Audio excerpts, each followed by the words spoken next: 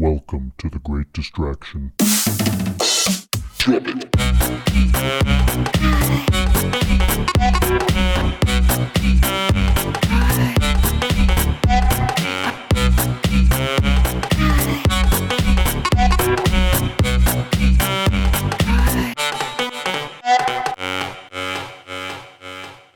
Hey everyone, how's it going? This is The Great Distraction, and today the topic of discussion is homelessness. My name is Ben, and with me today are my co-hosts Thomas. How's it going? And Rick. Hey, buddy. If this is your first time listening, welcome. We thank you for joining us. The Great Distraction is a podcast that focuses on a vast and a random range of topics, and we hope that each episode leaves you with, if nothing else, a little something to ponder. Homelessness in America. We're not really going to talk too much about homelessness in other countries, but homelessness in America, because that's right here at home, especially for those of you out there listening that are in California. There's no way you haven't dealt with this to one degree or another, or at least heard of it on the news, because, I mean, it is a seriously big deal for us these days, at least in the media. We'll discuss how big a deal it actually is here shortly. I first wanted to start off by just covering real quick. Those of you who listen to the show know I kind of have a thing for stats and numbers, and hopefully not to the extent that it's boring, but nevertheless, I find some interesting value in just actual raw facts, as far as some of these topics go. And I found amazing stats. Like if you're bored or you're passionately interested in what's going on with homelessness in America, I'll start off by saying the Department of Housing and Urban Development, HUD, is typically what they're called, puts out a report every year. And this report is called the Annual Homeless Assessment Report. I'll put the link in the show notes, but you can just Google Annual Homeless Assessment Report and put 2018 on there or whatever, or whenever you listen to it. We're recording this in 2019, but nevertheless, for whatever year. I think you probably have to wait for the year to finish before you get the latest report. But anyway, you get the idea. It's like over 100-page document. There are unimaginable amounts of stats in there, and they actually have it formatted extremely readable.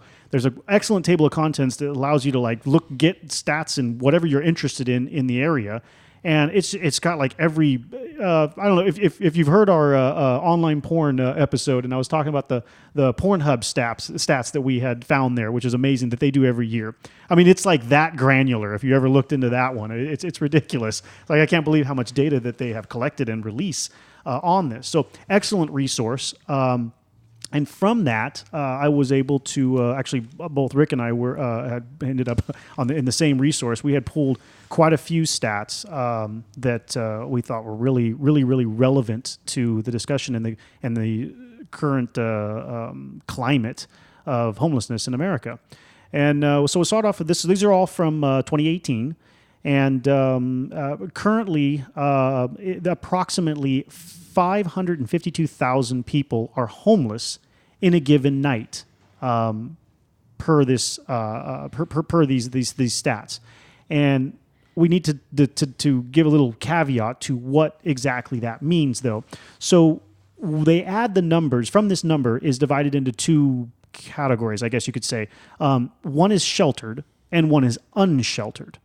And hopefully Rick will help me out as I try and explain the rest of this. So out of 552,000 people in a given night, some percentage of them are going to be in a shelter of some sort, either an emergency shelter or something set up just to be like on a night-by-night basis to help people in that situation. And then another percentage is going to be completely like out in the cold, on the side of the freeway or wherever you see people held up. Camping, yeah, all that stuff is what's encompassed in this 552,000 in a given night, and they kind of have to. When we go further into this, hopefully it'll open the doors up a little bit, but they kind of have to rate it this way because on a given night, a person who is living a transient lifestyle, your situation changes all the time. I mean, so therefore the number of people doing this, living here, staying here, camping here, sheltered, unsheltered, whatever, changes all the time. So it's really difficult to lock that down. It's not like they're checking into hotel rooms and you can track that by their credit card transaction or whatever, on a given night to find out exactly where everyone is staying in the country. And were you able to determine if someone living in a car or like a trailer was considered sheltered? Well, not maybe like a cab over. I would consider but I would consider that the same thing as camping, and therefore sheltered for the night. Or Okay. I would consider that unsheltered because Okay. how can they count? They're not going to get a count from the shelter providing the emergency shelters, and because those entities count usually, and they probably turn that into some entity, or some other government entity or something. Kind of like how hospitals keep track of, like, oh, we've had this many table saw injuries this year, or this many gunshots this year. Those stats are, I think, required of them by law to turn over to some government entity so that they can generate stats from that. Yeah, and they're getting funding, so they probably have to And account for. they're what more than spending happy the to do it, money on. right? Yeah. So I'm thinking that those shelters kind of do the same thing, and therefore, they're getting an accurate count of what is in a shelter. Everything else I would think is considered unsheltered, even if it really, because it's shelter as in the.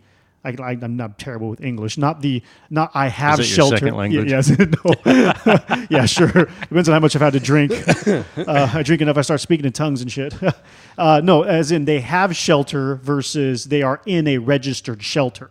I think that's where the depiction is there. So of the that percent, those are considered shelter are in something that is a registered shelter. Got it. That sounds fair. Yeah. So let me see here. So 552,000 on a given night, and on a study decline, that number is from 2007. In 2007, it was 647,000, down to 152. That's almost 100,000 less on a given night.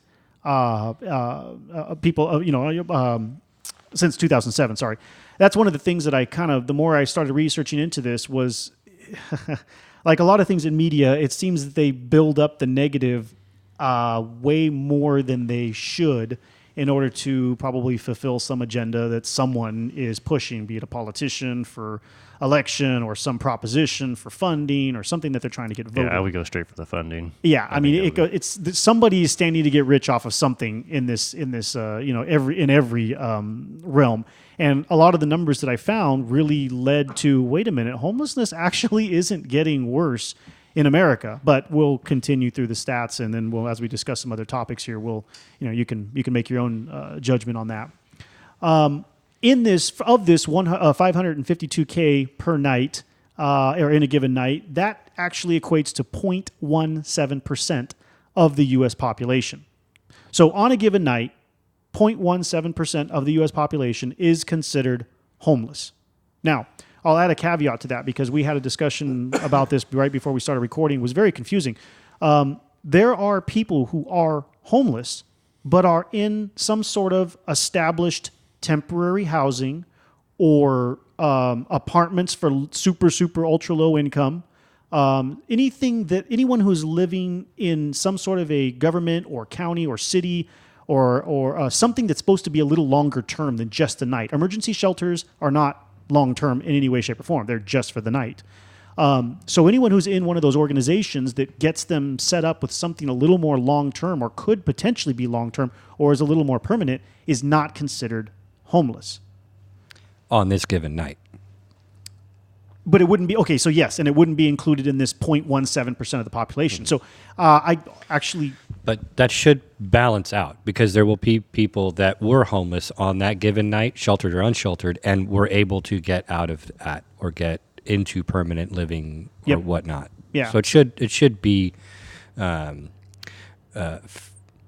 It should be accurate. The other thing, too, is it gets skewed or changed the more temporary housing solutions we build. So we don't, and this is one of the ways where I got kind of confused. If we say that from what these numbers show, since 2007, the homeless rate has dropped by 100,000 people, right? Is that the amount of homeless people has dropped per night by 100,000 people, or is that we have built more shelters to give super poor people a place to stay so that they're not considered homeless? I mean, they're still in a bad situation. I mean, like a transitional living space. I looked up a couple things for the Sacramento area because that's where we're located. And, I saw somewhere they had like 10 houses or so that they were renting and giving out to these people so they could get on their feet and get a job and get back to work or into a more permanent situation. And they're rate was for like 90 days was their term. But their goal was to help 250 people for the year. So I don't think that's really going to affect it a whole lot on the big picture figures here. They were Unless also there's- saying they're building more communities for that, but I don't think Yeah. it's like at Unless there's a rate whole of bunch of those types of communities all over the country, which there may be. I don't even know how you would find all of that. I'm sure HUD has that information because they all want to be registered with HUD, hoping to either at least get recognition or maybe get some federal funding, right? So I imagine it's federally funded. yeah, probably. Okay, so and I did have the raw number. I thought I did not. Of the 552,194 were considered unsheltered, so not in a registered shelter of some sort. So that gives you a percentage. I don't know, what is that, like 1/3, something. Well, no, two. Anyway, you can see almost 200 versus 550. So there you go. About 30%. Yeah, something like that. Which would be about a third, right? 33.333. Yeah. Well, Damn engineers. let's see. Yeah, and so another thing too that I found kind of across the board was this: a lot of this homelessness is not due to a poor economy. We are not in a poor economy right now. Now there are some people probably who are recovering from that situation, but I mean, it's been quite a few years now. Since we were at that bottom. What was the bottom? 2006. I feel like it was somewhere between 2009 and 2011. Okay, so so for the last 7 years almost, we've been on an upswing, and right now we're doing tremendously well. Despite what people may think, I mean everything's up. I don't know where it is, how it is. But in that same sentence, though, everything is up, and also increases rates of rent, and it's harder to get a mortgage as well. I mean, everything's more expensive. So I think that's one thing that people leave out in the homelessness thing is there's a lot of hardworking people who are living in their cars. Oh yeah, because they can't afford $2,400 a month in rent, especially in California. It's funny you bring that up too. I read an Or article. San Francisco. Yeah, I was Or just San going to say, Francisco. I read an article about that in San Francisco where some people, college graduates, will come out, they'll try and lock themselves in. They're top of their class, whatever. They lock themselves into some ridiculously high-paying job in San Francisco, and they just outfit a van and live in a parking lot until Lots of they people. save up, a few $100,000, and then they say, "Peace out. I'm gonna go buy a house wherever else I want to live." And they're just chilling, living in a van. Got used to it Down by the river. down by the river. No, probably somewhere deep right in the middle of the city. But yeah, I mean, I guess that Yeah, could. there's definitely a van culture, and it's sort of been, there's an RV kind of culture and there's a van culture that's kind of popped up a lot in America, and it's been sort of that reason. A lot of the people, they have money, they have jobs, but they can't afford a $900,000 Or in a case 800 like square foot house. in a case like this, they're doing it by choice. They can afford it. Absolutely. They're making 6 figures, and they just want to like stock it away and then get the hell out of San Francisco. You That's live a not net- minimalist lifestyle for a little while and stock the money away. Absolutely, Yep. it's a smart thing. And being able to afford it may not necessarily be the situation. When I graduated, I lived in the Bay Area for a little bit, and I lived in a suburb of San Jose, and I was making about $50,000 a year or so, and I was paying a third of what the rent is now in San Francisco for my rent, and I was in the hole every month. I racked up credit card debt just so that I could have the privilege of having that job and living in that area. That's nuts. And at some point, you got to look at that whole bigger picture and go, is this worth it? Yeah. Yep. You know? Yeah. I mean, if you're from there, if your family's there, I mean, there's lots of different things that would guide you there. But if you're just an individual living and you're making $50,000 in the Bay Area, especially in 2018, you're poor. you're poor. Yep. I was Yeah. fucking broke. I couldn't do shit. Yeah. You know? Isn't that sad? $50,000 a year and you're scraping nickels. Yeah. I mean, come on. 50 grand a year is not what it used to be, but Absolutely. I think last time I checked not that it matters to those not in Sacramento, but I think the Sacramento median for a family was like 54. And that's like dual income kids and whatever. I think that's what it was. Maybe it's 56, Yeah. something like that. And I was like, man, that's, I think the state MHI is like 60 something. but that includes like LA, Bay Area, like Southern California, like all And those. Fresno It can- and Gustine and Yeah, stuff. that's true. So it Bakersfield. balances out. Let's not Bakersfield. include Bakersfield. Oh, poor Baco. Another great place to check out some stats if you're curious is the Dataface was a place, and basically all this entity does is takes the numbers from HUD from this annual homeless assessment report anyway. But the reason we'll put the link in the show notes for this too if you are curious. I just thought it was really cool because it had this really nice map of the U.S. that they had put together, and it was just a real quick view of some some statistics based on color shading on the states and stuff like that. Anyway, one of the from that I was able to glean the top homeless percentages. This one showed, and this one kind of threw me off from what we were talking about beforehand, guys. This one showed Alaska actually to have the highest percentage of homelessness. Well, how do they do the percentage? Because on all these stats, it was changing a bit when I was looking at it. I looked at 2017 because my Google This is from 2017 from this for this site. Okay. Yeah, I mean, I think in a place like Alaska, that might be considering people that are living off the grid. I mean, who knows? Could be just like, how in the heck could you be? I know, it's how freezing out there. I mean, like, you can't live on the streets. People choose to do that sometimes, That's crazy. Anyway, most of them were on the West Coast, and this data did kind of coincide with what I got from HUD: Washington, Oregon, California, Nevada, Hawaii. And then the only ones that weren't on the West Coast were Washington, D.C., which is separate from, I don't even know why that broke that out because that's obviously not a state. Massachusetts and New York were the other two high ones over there. But those are the only two that were on the East Coast or pretty much anywhere other than the West Coast. Yeah, but those are also big population cities that have high rents too. Yes, yes. And I think that's one thing that you'll notice if you look at homelessness in a broader perspective in America too. Homelessness in areas that have high expense like San Francisco, Los Angeles, New York, things like that, it immediately goes up because it's just like we pointed out already, people who are working and making decent money sometimes can't afford to live there. Yeah, I have a friend in New York who lives in an apartment that is basically what we would consider a shoebox out here, and she pays almost $3,200 a month for it. And that's a good deal. Wow. Yeah, oh, man, I can't remember what I was going to say. That blew me away. That's crazy. I think it's 610 square feet or something like that. Yeah, my spot was about 200 square feet, and I was paying $1,400 when I moved in and $1,700 when I moved out, and that was a good deal. What year was that? That was 2013 to 2015. Wow. Yeah, it's probably $3,000 a month now. $1,400 a month for 200 and something square feet. Yeah, I could literally sit on the toilet and wash my hands at the same time. And sit on the porch. Yeah. Put your feet on the porch. Yeah. Sit on the toilet with my feet on the porch. My kitchen was so small I couldn't open the refrigerator all the way. I had friends in New York, I mean, not New York, but in San Francisco that I went to visit one time, and to get into their house was, in their apartment, you had to go down into this like weird little alley that looked like where people used to store the trash. And there were these weird little doors, and you go in, it was clearly a basement that had been converted, and you walk in, and it was like maybe 60 feet long and maybe 12 feet wide. Yeah. And it was just like a hallway with a couple little, like, I considered them broom closets, but that was the bedrooms. At the very end was what was considered a kitchen. So basically you had two bedrooms, a small little space in the middle, and the kitchen. Wow. That was it. And they were lucky to have it. And they were lucky to have it. And I think they were paying $1,500-$1,600 a month. That was in like 2002 or 3. And it had plumbing and all that. Yeah, I mean, so these individual units were actually plumbed out to be... Yeah.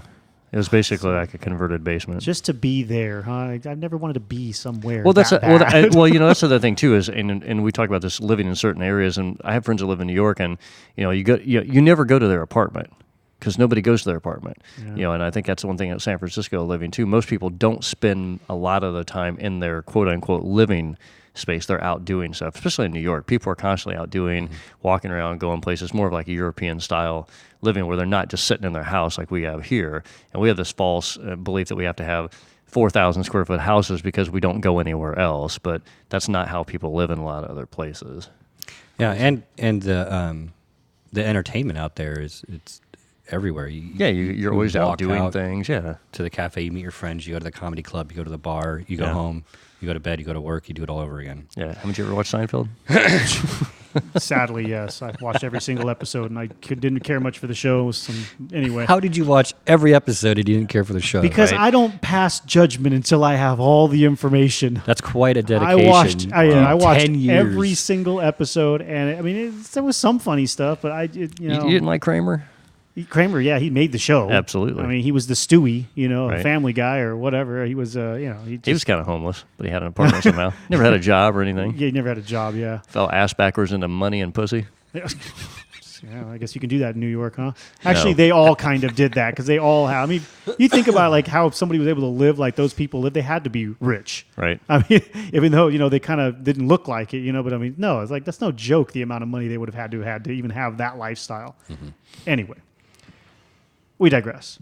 Let's. I wanted to go over a few more stats here. Homeless demographics. I thought this stuff was kind of interesting. 61% of, again, this is all off of the 552,000 homeless in a given night. 61% are male, 39% female, 49% were white, 40% were black. I guess that just kind of covers almost all of it. 71% were over the age of 24. 20% were under the age of 18. That's crazy. That's a lot of like really young people homeless. But that accounts for families and stuff. That's true. Right. That does include, I think, but as far as I understand, that does include, that would include a family as well. Yeah, as kids in the family. So the reason I threw this one in here is because a lot of people believe that a lot of homeless people are veterans. Homeless veterans has been on a steady decline since 2009. 2009, they were 73,000. 2018, 37,000. That's a huge. It's a huge drop. Yeah, it's not nearly as many as people make out to believe. So a majority of those people out there holding signs saying they're veterans, maybe not. I don't know. But there is a huge drop in veterans because, and we'll get to this later, there is a large increase in services for veterans to keep them off the streets for that reason. As there should be. As there should be, sure. And it has worked. But we still have this conception. I don't know if I want to call it a misconception at this point that a lot of these people are homeless veterans, and a lot of those people who are panhandling play off of that. Well, it makes a lot better cardboard sign. That's exactly my problem with that stipulation. If that's a word, I mean that's not the word I'm looking for. Anyway, that's exactly my problem with that concept is that they will play off of that stuff. Anyway, highest concentration of veterans homeless, or from what I found, is actually in California.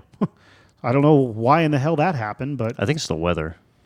Oh, they come here because the weather's nice. It's like Florida. Could on also the be East Coast. population. We have a huge population That's true, too. I mean, but But probably. The weather. people, especially homeless people, tend to migrate towards warmer climates. A lot of So homeless why wouldn't they people. go to Texas? I have no idea. That's what I'm This saying. That's summer's my probably problem a with lot. that. Better services in California for homelessness. Service for- Yeah, absolutely. So Yeah. I know, but You're not going to freeze to death in California. you're not going to freeze to death in Texas. Yeah, but it's Well, you hot and can in humid some as areas fuck. of Texas. Well, you North- can freeze some to death. You can freeze to death in some Well, areas yeah. of California too. You're not I gonna mean, you're not being homeless in Shasta Mountains. Yeah. Being But- homeless in Dallas would be the likewise same in thing. Texas. Yeah. I mean, But like Thomas had alluded to, that we're more welcoming to them. Oh, yeah. Here, there's more services, and the public opinion. It's is a definitely more accepting of them. liberal view of homelessness here, and being here, and I've said this before, where the studio is, we have about an acre of property here with 4 or 5 buildings and some land, and it's right off the railroad tracks. And a lot of times there'll be a random person in the lot, and I'm like, hey, what are you doing? I'll go up and talk to them. They're a homeless person. They've got a backpack with them or something, and the first thing I say is, well, where are you from? Almost every single time they'll say Nevada, Oregon, Utah, something like that, and they're looking for the homeless services. So they've gone through a huge voyage to get to California because they have better services than where they were from. Yeah, let's talk a little bit about that voyage too, because I actually that was something we had brought up before we started recording here that I forgot to include in my notes. For those that don't know, there is a growing fad, which doesn't seem to be going away, so I don't even know if fad is the right word for it, for surrounding areas and surrounding states, surrounding cities, whatever, to give one-way bus tickets and or one-way flights to homeless people to get them out of their area. And smaller towns, we have a real problem where we are because what's happening is the northern cities have a lot of homeless people from... They got a lot of problem with tweakers. They got a lot of problem with drug use up there.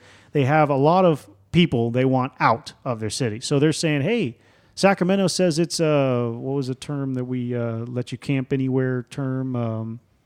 The illegal camping, like the sit and lie law, or what are you talking maybe about? that I can't remember what it was now, but there was something that the politicians were pushing out to the media here in downtown Sacramento that was saying, hey, we won't kick you off our buildings, our streets or whatever. So basically, all these cities started saying, hey, here's a one-way bus ticket to Sacramento. Go. Well, Reno has been doing this for years. Reno is probably the number one culprit, and I've had several police that I've dealt with because of out of control homeless people here that are, and I'd like to make a statement. There's homeless people and there's people who are career criminals and completely out of their mind. Criminally insane people who are here as well. Or just mentally ill, period. Or just mentally ill. And so I deal with police a lot because of the property that we have for the building here. And, they've said over and over that Reno is the number one culprit that does that here. That's what they find the most of. And the second one is random cities in Oregon. But they'll hand out bus passes, and and I heard one time that Reno actually has a budget that they were using to yearly give out bus passes, one-way bus passes to Sacramento.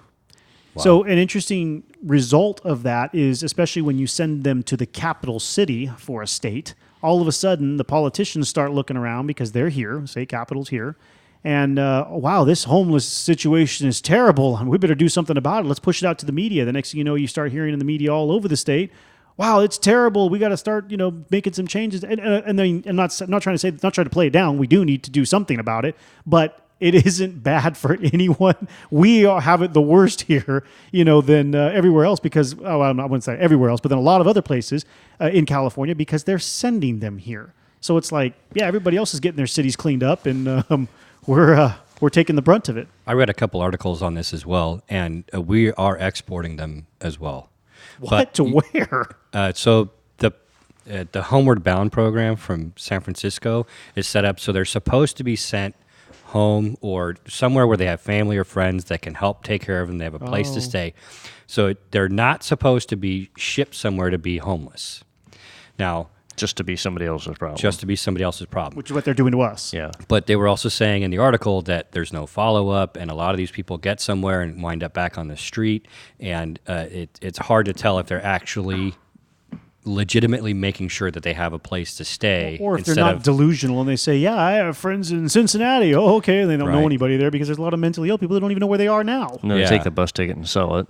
Oh, geez, I guess. Yeah, I guess you can do that. But I guess New York started it in 1987, and they have a budget, like you had said, Thomas, of $500,000 a year for bus passes, one-way bus passes out of New York. They'll also give you flights. They have a large Puerto Rican community in New York, so they'll fly people back to Puerto Rico. That's not necessarily going to help them out because Puerto Rico's got a huge unemployment issue. It's a lot worse there. So it's passing the buck, and they go back and forth. In one of the articles that I read, Key West was shipping a lot of people out, but they had a stipulation in their program. If you took the bus pass and you came back, you were no longer eligible to receive services. So if you came back, you were on the street, you couldn't stay in their shelters, you couldn't get free food, none of that, because they didn't want to become a travel program. Gotcha. Jeez. One of the things that I read, they were saying like in 2005, the homeless population in San Francisco was estimated like 6,200 people, but they were getting a lot of people bussed in. I think it was something like, I can't remember, but in 12 years, the population grew to 7,600, but they had also started exporting them. So they estimated that without those people being bussed out, I think it was about 10,000 in 12 years, they would have had a population of 18,000 homeless people in San Francisco. In San Francisco, they're trying to concentrate it in the Tenderloin district. Because like we were saying before, there's a lot of people spending a lot of money to live there. They're not jiving with this problem that they've got. They're complaining about it a lot as well. And I think to what you were saying earlier about San Francisco or Sacramento advertising it, I think that's not very accurate. It's the Bay Area where started talking about the problem and making it a public. The media was making it more public. NBC Bay Area did a report in March of 2018. They walked around 153 blocks of the Tenderloin district, and they were counting like needles that they found on the ground and piles of poop. Yep. Right. Yeah, if you haven't had the pleasure of finding that, I see that on a daily basis. You're just you're walking out of your parking garage. Wow, is that the shit? Makes me think of Ted every time. Is that a shit? Or I get to work pretty early, and I work down in the middle of downtown Sacramento, and you'll see like a guy with like a pressure washer truck just hosing down the side of the building. He's there because someone used that sidewalk as a restroom, and they're cleaning it up to make it sanitary for the workers that are coming into the city. One of the things I can't stand, there's this along the exact same lines. My parking garage, from my parking garage, walking to my building, there is a nice granite, siding or whatever to a museum that's down here, right? And they bring kids all the time to the museum. I mean, what did you do when you went on a field trip when you were a little kid, right? Of all ages, K through 12, or I'm sorry, K through 6 or whatever, something like that, somewhere around there. And they stand them in lines out there, what they got the moms waiting in line, herding all the kids as they walk in. And the little kids are being little kids. They're doing what all of us did, touching everything, sitting and crawling. And it kills me every time I walk past this and I see this in the morning. I want to walk up and tell all the moms or the women that are, herding all the kids, don't let these kids touch any of this. Like, I, not a joke, watched a bum leave a huge pile of runny shit right where that kid is like setting his lunch and like touching and like, dude.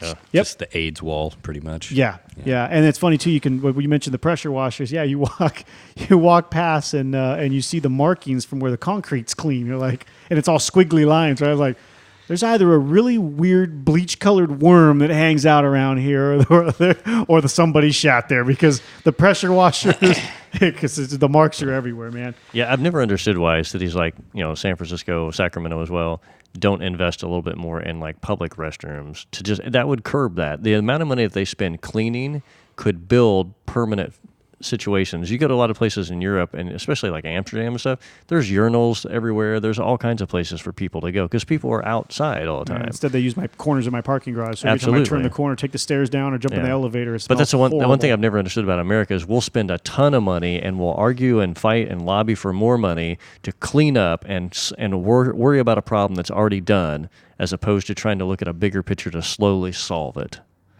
We're more interested in... I think you just said it right there. The amount of funding that is available to get, if you can get it, is really what they're after. It's like a budget. If you don't spend all this budget this year, you don't get more next year.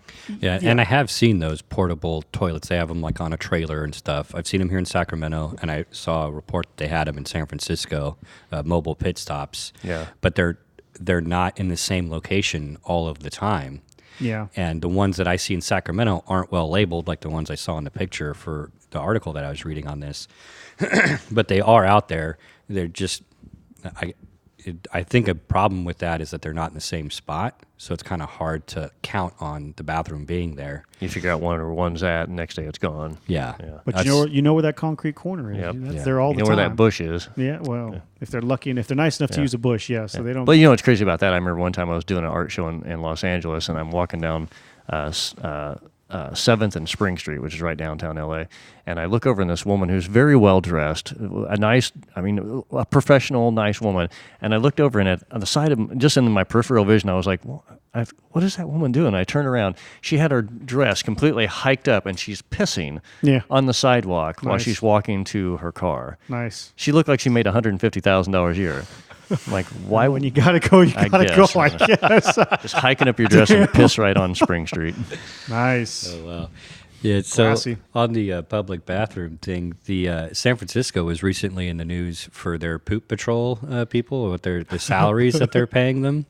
At first, it was I think unfairly reported that these guys were making like around $180,000 a year to clean up human waste off of the streets of San Francisco. What? No way. Well, so what they're making is a salary of $76,000, but they're getting like $120 in the other benefits. That's still not bad, but like we talked about earlier, if you're making $76,000 a year in San Francisco, you're still living in a one-bedroom apartment, and you're probably sharing it with people. Oh, man. So yeah, it sounds like a lot, but it's not really enough to keep you alive. And you are dealing with airborne human feces all day. Yeah, they have to wear these full suits when they spray it off, because if you think about it, you hit crap with a pressure washer. What's it do? Yeah, it's in the air now. Goes everywhere. Yeah, and they were saying in San Francisco, they have a 311 service. You can call them, or now there's an app for it. We have that That's here cool. too, yeah. We do? Yeah, I've been using it for years. What is it? Is it 311? So yeah, it's 311. So you have an app, and because we are on this dead end street where we have dealt with crazy homeless camping for years here, I take a photo and I can report it, whatever it is, whether it's illegal dumping, whether it's camping, whatever it is. Take a photo. Oh, 1-800, there's poop. Sort of, but it's for other things too. It's for illegal dumping is where it kind of got started. But I guess that's illegal dumping, huh? But so you take a photo. I guess I'm not going to take a photo of the poop, but an area where people are camping, or usually for me, it's an area where people are camping or threw a bunch of trash or whatever, illegal dumping, and you send it in, and it never hardly works. That's the first thing. Of course not. It always kicks back and says there's a problem with the service and blah blah blah. So I usually end up just calling them. But yeah, you can. It's an app, and you can just like text messaging you. You know what I mean? It's the same kind of thing. There's an area where you can fill out what the report is about, what you saw, any additional information, locations, and all that sort of stuff. Generally, 311 on the cleanup for Sacramento will address an area that has a report with, they say 3 to 7 days. It's more Whoa. like 6 to 14 days. By that time, it's petrified poop, dude. Absolutely. Jeez. But like I said, it started out as an illegal dumping and things like that. I imagine the poop is a He different. just goes to another direction with the illegal dumping. I I'm imagine. thinking sofas. Ben's thinking Yeah. I'm thinking he's Yeah. cocking Peanuts over and taking corn. an illegal dump. Yeah. Peas and corn. I imagine the human waste though is a different group of a different team of people that are Hell responsible yeah. for cleaning up, and I'm Biohazard. sure there's a time limit that they have to respond to it by. I don't know. I would imagine. The last poop I guessing, yeah. watched was there for 3 days. Really? Yeah. Walked past it every day for 3 days straight. I don't know. I think the state's response clock is broken. Well, yeah, Definitely. Probably working with government people, but Yep. whatever. Yep. So they were in the article I read in San Francisco in 2010. They had 40 calls for human waste a day in 2010. Oh, see? 40 a day, right? That seems low, to be honest. In 2017, Those it are was, just the calls. it was Yeah. over 120 a day. Oh, snap. Now, what they did point out in the article was that in that time, the app had gotten better. So I think the response was better, so people were reporting more. They were able to communicate better. Right. So there may have been a lot of people that just walked by shit Plus, for 3 days. plus in awareness 2010. got out that they, people of the new method of a Yeah, method new service you could, that you can use to help eradicate this problem. Yep. I think that was all I had for that. Yeah, no worries. I had a brain fart. Well, it As wasn't, long as it at least- wasn't on a public street. At least it wasn't I just- an illegal dump. I can't get over Thomas sending pictures of people's poop to people's. I haven't done that since college. Well, I didn't send people poop pictures. Mine was always illegal camping or people dumping furniture. We used to have people dump couches in our parking lot. Now that I all the know time, about it, I'm sending poop pictures. right? Yours or sidewalk poop? So, Just every time well, you now get you up, make me think. every time you get off a toilet, just take an up close picture. Big old post Chipotle turd. You guys are sick. All right. Last stat I had, because I thought this one was interesting. The number of beds available in various types, we'll go down the list here, since 2007. These are all since 2007. The number of beds available in emergency shelters went up from 211,000 to 286,000. The number of beds in permanent supportive housing went from 188,000 to 361,000. Is this a U.S. as a nationwide? Or Yes. Okay. This is all from HUD, so Okay. this is all Okay. federal. But the HUD reports also break it down by state and even Oh large yeah, cities. dude! So. Again, like I was telling you guys, the amount of stats that are in this 100-page document is amazing. And 100 pages sounds daunting, but it's like it was like the easiest thing to sort through I've ever looked through. I mean, it was crazy. The stats are all pretty diagrams, and it's really an impressive document. But they've been doing it every year for a long time, so they've had a long time to refine it and make it, very user friendly. And the last one was, let's see, large share dedicated to housing. Let's see here. Oh, okay. That's what it is. A large share of these beds have been, for the last 3 years, apparently, this has been an increase or in a solid, a steady dedication, of these beds have been dedicated to long-term housing rather than providing temporary shelter. What do they identify long term as? I don't know. I couldn't figure that. It was not that one was not readily available. But I was taking it as, and I don't. That doesn't mean anything. It's just my opinion. I was just taking it as anything where they have somebody set up with the intent of you're going to stay here for a bit, not just hey, you're here for a night. Here, you sleep in this bed, and next night, well, whatever. You may not even be here, right? Instead, it's you. This is your bed assigned to you for your time here. We're going to take your ticket or whatever, and get you going. I think for shelters, long term is like a week or two. I mean, I would But then think you go yes, to a transitional housing, short term is like 3 months or 90 days. Yes. Another interesting thing I read too is I was actually going through some Reddit threads, and some people were coming on there and saying, "Yeah, I have actually been homeless. I have some experience with this, whatever." And a few of them mentioned an interesting point: is that some of these shelters I want to call them homeless shelters because there's many reasons you can be in a shelter. You know, if your town burns down because there's a horrible fire that goes through, guess what? Those shelters open up for those people who are displaced from their homes.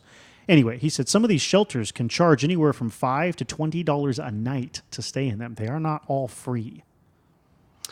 They charge the city, or they charge the individual? They charge the individuals. Really? Yeah, that's what I read. Wow. I didn't look for that to see like, hey, can I find any shelters to charge, and what is the charge for the night? That's pretty crappy. Yeah.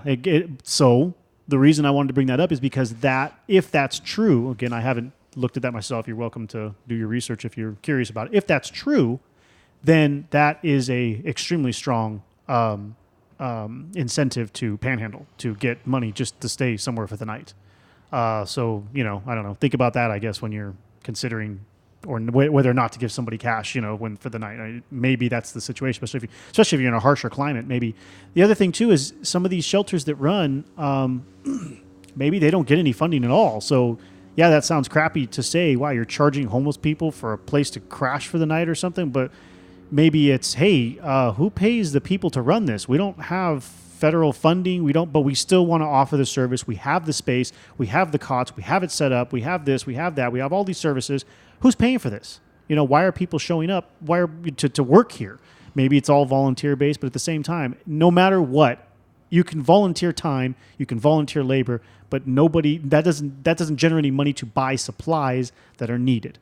So, yeah, I don't know.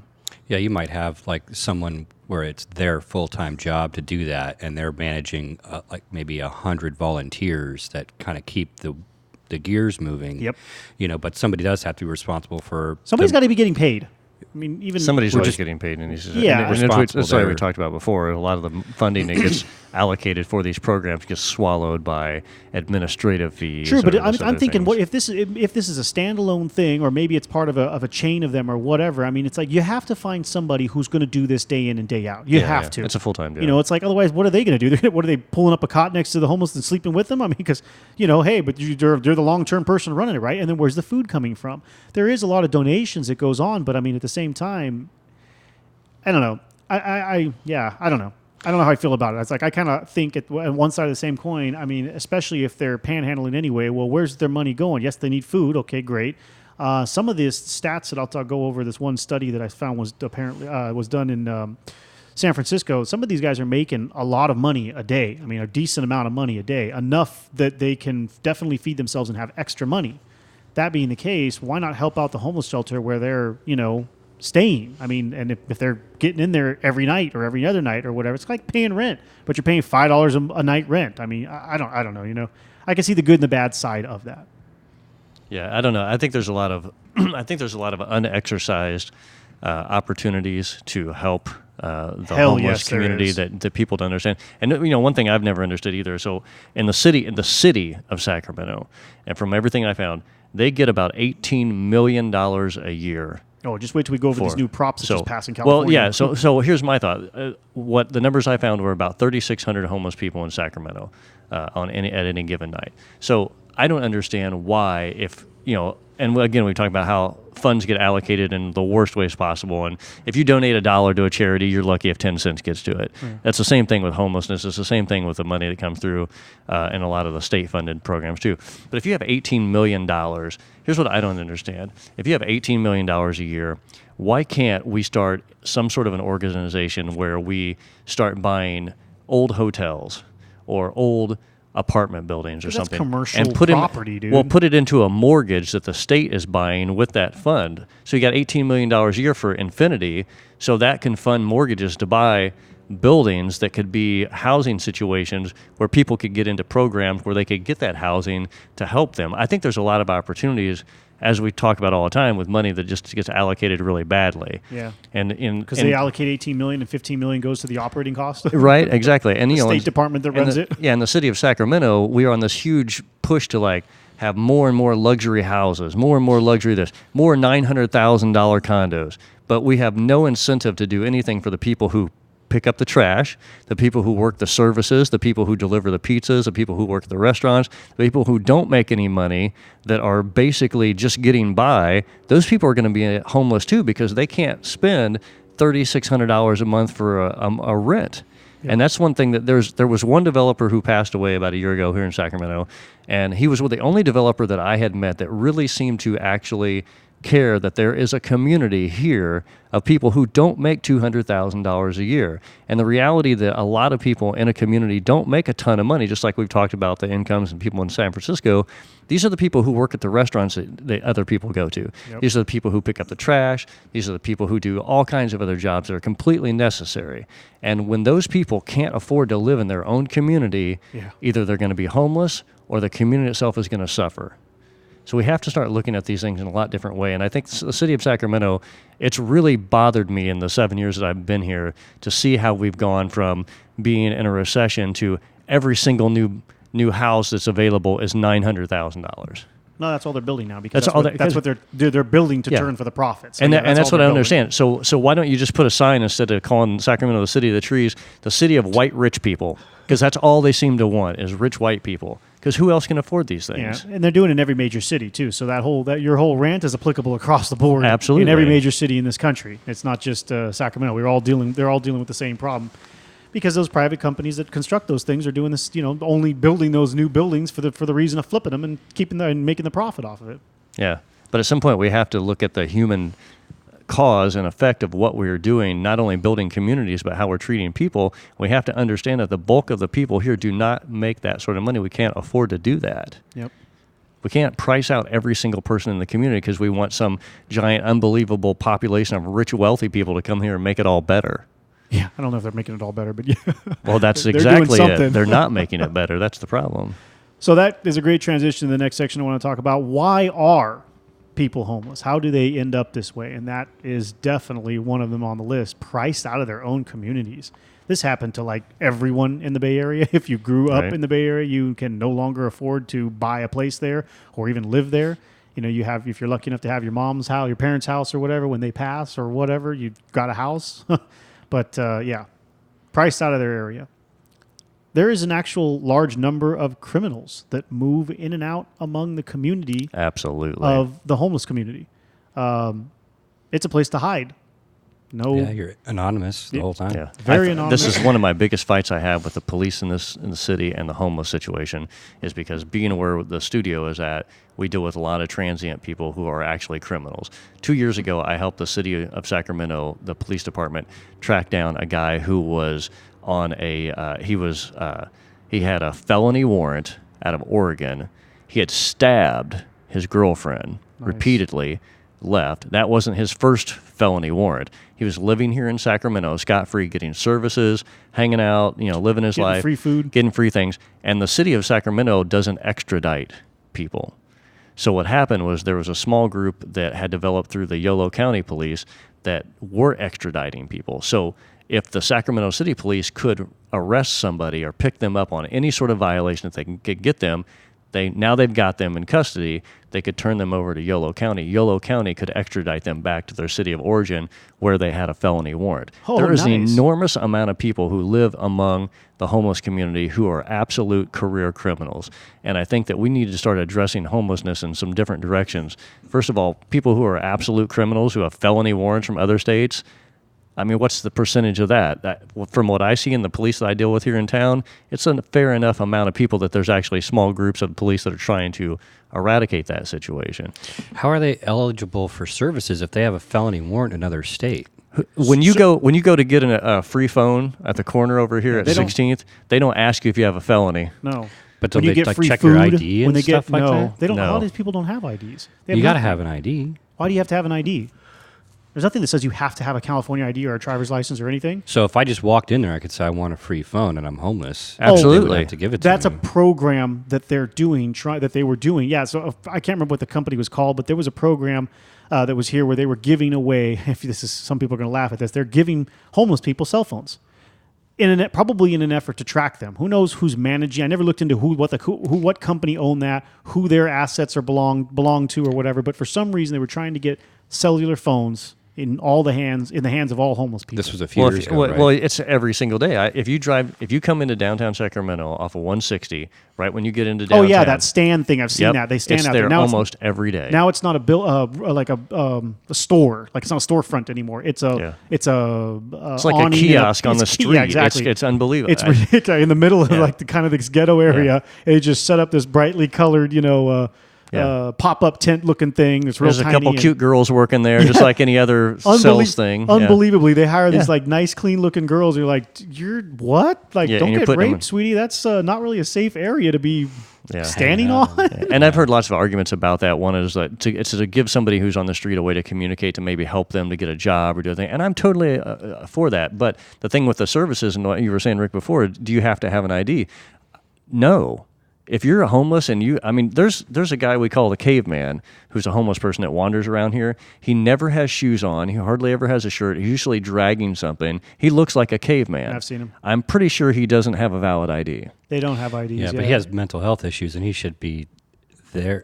Yeah, but they're not going to reject him to give him food or something at a shelter or something like that. It's actually safer for them, too, to not have an ID, because if they get arrested, there's no recourse. You can't track them, just if they're act delirious, if you're not delirious already. But safer for them, not for the public. No, well, of course not, yeah. But that's another thing for them, though, is having IDs, and I've heard about this. I deal with a lot of the police here because of being in downtown and the homeless thing. But a lot of homeless people will get robbed by the career criminals who are living amongst the homeless community and steal their ID because they already have a felony warrant or have this or that. They see somebody that kind of looks like them. We've all heard these crazy stories, but there's been somebody who's running from the police or something. This homeless dude kind of looks like me. We're both kind of older. Beats a guy up, steals his wallet. That's who I am now. Yep. And he can go to another state, get a new ID, and has essentially assumed a new identity. Absolutely. And I think that's one of the most disheartening things about the homeless community is whether you want to help or not, the fact that there are human beings who are being beaten to death on the streets by career criminals because they're in a disadvantaged state is a real problem. That's really sad. Continuing down the list, mentally ill, of course, as you just mentioned. That is a huge cause for everything from insanity to dementia to depression, heavy levels of depression. Manic depressed, all kinds of stuff leads people to just bad situations, bad choices, and then ultimately homeless. There is actually a good number, and I've seen a couple of documentaries that focus on some of these people, of people who are homeless by choice. These people want to, quote unquote, live off the land. Yeah, there's a large population of that in Chico right now. Yep. Some of them are the fuck the system type, like I don't need any of that stuff. I don't want any of that government tracking. There's a fairly large group of people who live over here by the American River. I was going to get to that. That are kind of in that same thing. And the police that I talk to a lot basically say the police won't even go anywhere near these encampments because these people have tons of dogs. They hide in the woods. They're there on purpose. And the problem, again, goes back to the criminal element, is a lot of those people are career criminals. So they get together in these little groups of almost like bands of gypsies. They form gangs. And then they do. They form gangs. And they hurt people who go through those areas. They don't let other homeless or transient people in there. They're looking for specific types. They're forming like small militias. Yeah. I don't know what they're going to do with them, but they, I've heard that too. There are definitely areas where the cops don't go.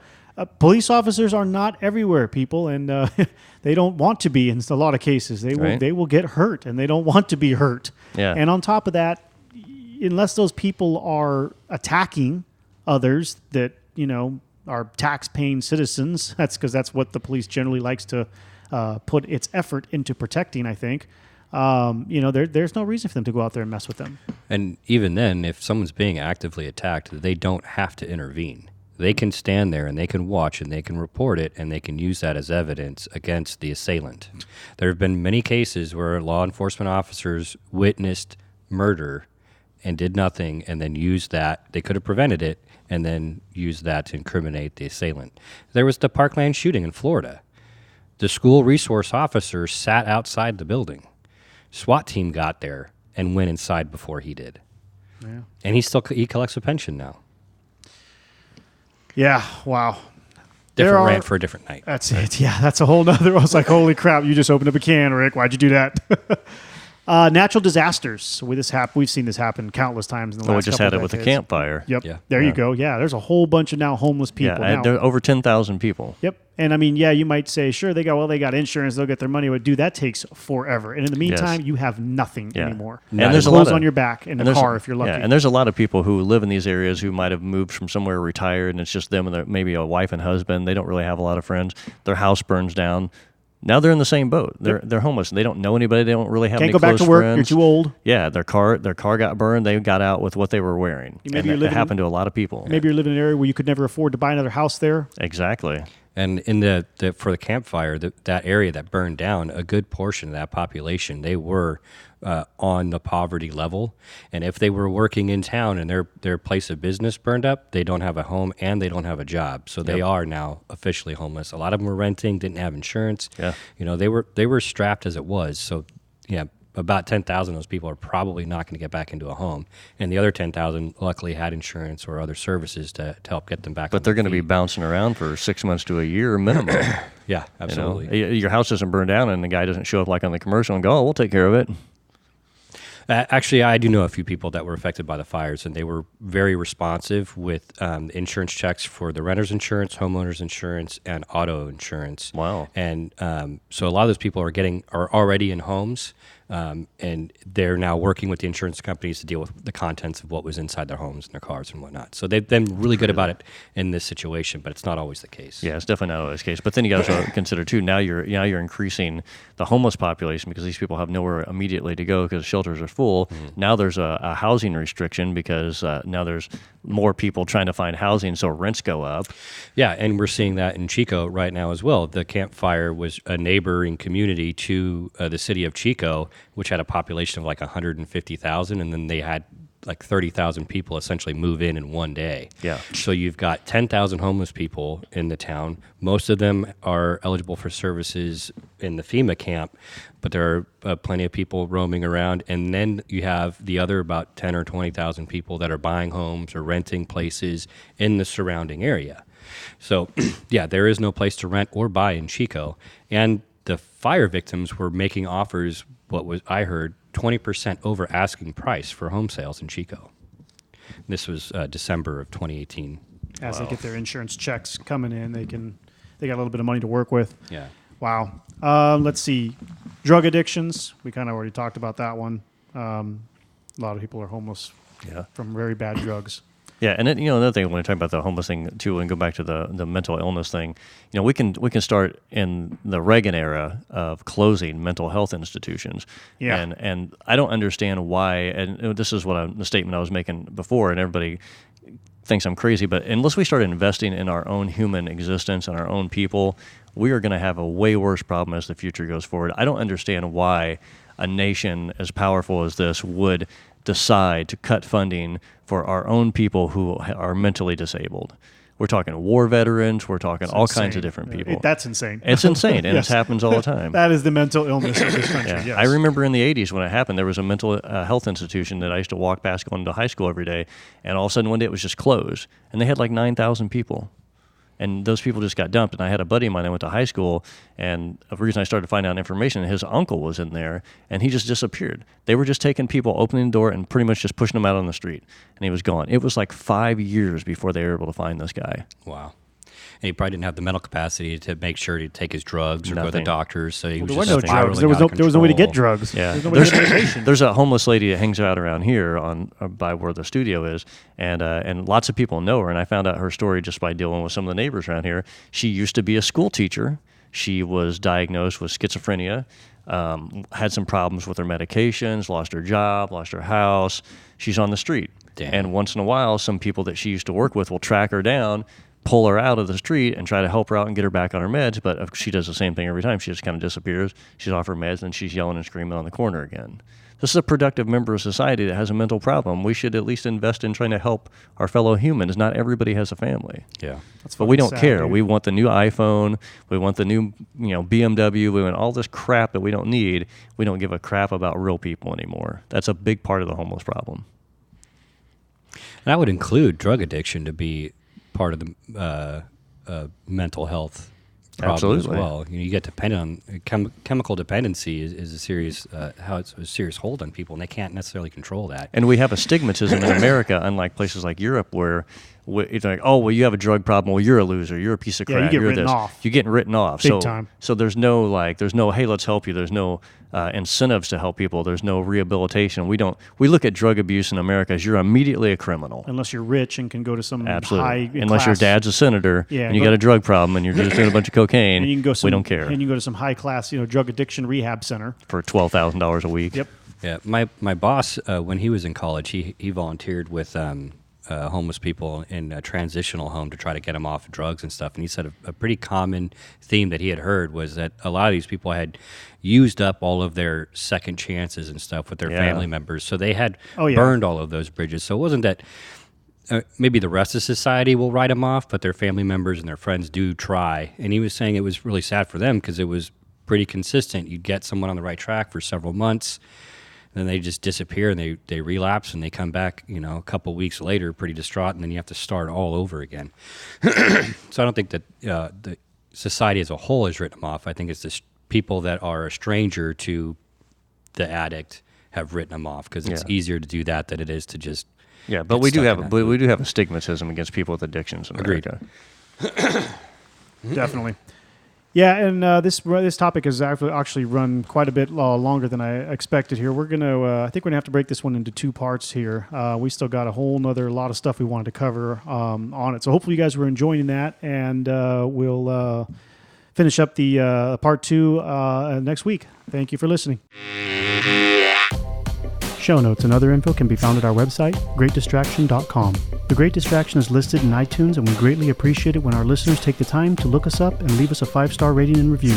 That helps our show grow and motivates us to continue producing content. If you'd like to get in contact with us, you can do so using the email address, greatdistractionpodcast@gmail.com, or via our website. We're always interested in hearing any thoughts, comments, or questions from our listeners. Keeping up on the latest from us can be done in several different ways. You can add us to your favorite RSS feed tracker. The link is available on our website or in iTunes. Or you can also follow us on Facebook and Twitter.